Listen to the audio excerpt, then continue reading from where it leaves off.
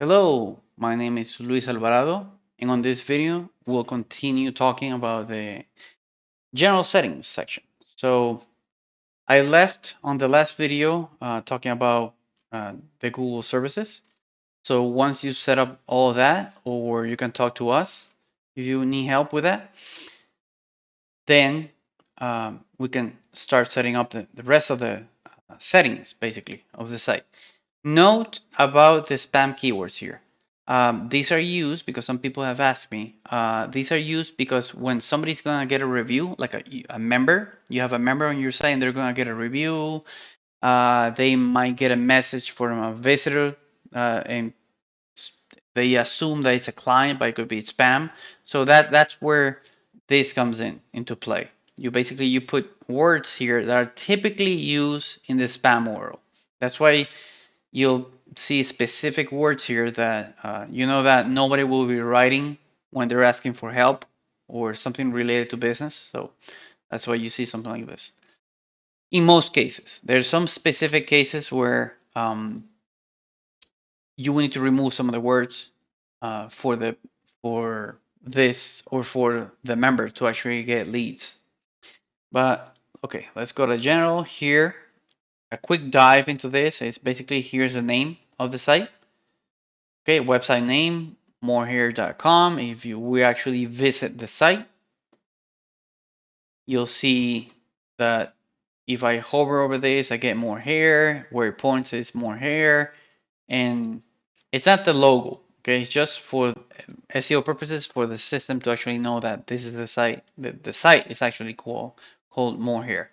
And if you look at the title, you'll say more hair. Here's the phone number. If you actually add the phone number, it will show around here, this area, at least by default. Here's the industry name and the profession name. So, for example, if the industry name is health, this could be physicians, doctors, etc., etc., etc. If the industry is something regarding beauty and wellness, so this could be the actual professionals or a general name for those professionals. Okay. The default website email, right now they're using this, but it's very important for everybody to know that never use info. Never use info as the email that will represent the site, because for the past 15 or maybe a little bit more, 15 years, info, admin, contact, very general names for the emails are considered spam. Okay, so if you're starting out or you already have a site and you know that you're having email issues, please consider removing info. You can change it to something else like support, friends, your name, Erica, Steve, something, anything but info, because it's not very personal. It's very general. It doesn't tell. Let's analyze this from the SEO perspective. It doesn't tell the user what that email does entail. So info is way too general, and sadly, it was actually used for more than a decade as a spam source. So don't put info in your email. Okay, you can search this stuff that I'm just saying on Google, and you'll see why not to use info as email, and you'll see what I mean. The email domain for emails, you can put it here. Here you can decide if you don't want Google to search, at least for now, to not search or index basically the site. Here is if you want the site to be in staging mode, which is developing mode, okay, like an alpha beta version of the site, so nobody will be able to see it, um, at least the public if they visit the site. And here's live mode where they can go directly to the actual site and play around with it. Here are other things that basically, if this applies to you, yes, and this changes the way that people uh, uh, they sign up on the site. Doesn't matter if it's free or paid. Here's an express sign up, and this is great because this is very good. It's actually telling me that the SSL certificate is uninstalled. This is very good because the order in which you actually start doing stuff on the BD side is you first, I know I mentioned the VIP add-ons first, it's just that the VIP add-ons include the SSL. They include the SSL. So if I want to be very specific about this, I would say the first thing after you get your BD site, and let's assume that you don't have a problem pointing your domain over to the BD site already. The first thing is, after pointing the domain, you need to get an SSL for the site. You can't get an SSL for a made up temp domain name. Okay, like the one that BD assigns to you for testing purposes until you actually assign the official domain to your site. So you can put an SSL for that one. It's not recommended.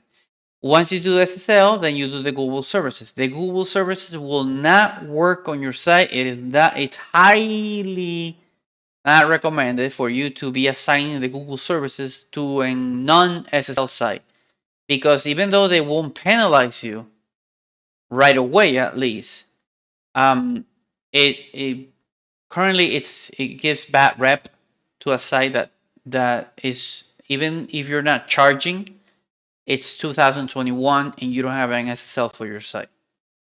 I won't go into details about middleman attacks and cross forgery and a lot of things that happen in regards to a site that doesn't have an SSL. Um, so before you install the Google services, you need an SSL. Before you enable the SSL, you need a domain, a real domain. That's why when I come here, I see this setting is disabled because the site requires an SSL certificate to be installed to support secure signups. But you can install the SSL if the domain, the real domain doesn't exist here. So there's two cases where people don't mind having their site. Probably your site right now, if you're starting out here, it says directory up or start a directory dot something. Okay. If it's still like that and you, for some reason, for some business reason, you can't point your real domain over here, then do a subdomain. That's it. Create a subdomain that's called developer dot the name of your site.com and you point it over here. Or I don't know, testing dot the name of your site.com and you point it over here. You're not pointing your whole domain, your real domain over here until the site is ready. But at least you were able to point a subdomain which gives you access to installing the SSL. And from there on, you can install all the Google services and everything there. The Google services and the SSL can be installed as a wildcard. A wildcard means that it will cover and will work on subdomains and the parent domain, the top level domain. Well, in this case, the name of the site. So all regarding the process, again, it would be once you get your site, point a domain over or a subdomain if you're unable to point the domain, get the SSL certificate. All this process takes basically a day, and then do the Google services, which takes like an hour, 2 hours to do. Depends on the flow and how everything goes, and you're done. Your site is ready to not just go live, but you can hire a developer, you can work on it yourself, and you'll actually be lowering by a lot the amount of issues that you will be having with the site. Okay, so I know I went crazy there explaining all that, but it's something critical that actually happens a lot. So, okay, once we're finished there, here you have the default email signatures. Basically, everybody gets this if you enable this part here. That's the general part. Okay, you got the phone number, which can be used in many places on the site, email, etc., etc., etc. Then we have the brand images. So let me go over at least the critical ones. So we got the website logo. Here we have a website logo, okay? If you go to the site, we see this logo. Some people might not notice, I don't know how they would, but some people might not notice that it doesn't match with the background. This typically happens, and we can confirm that when the image doesn't have transparency. on PNG images, you're able to enable something called opacity transparency, if you want to call it. So basically, you will only see this, the text, and then the background will actually change to whatever background is here. So here, this will turn to this white here will be the light gray that we see here. Now that's not the only problem here on this image. There's a second one, which is the amount of space that is consuming.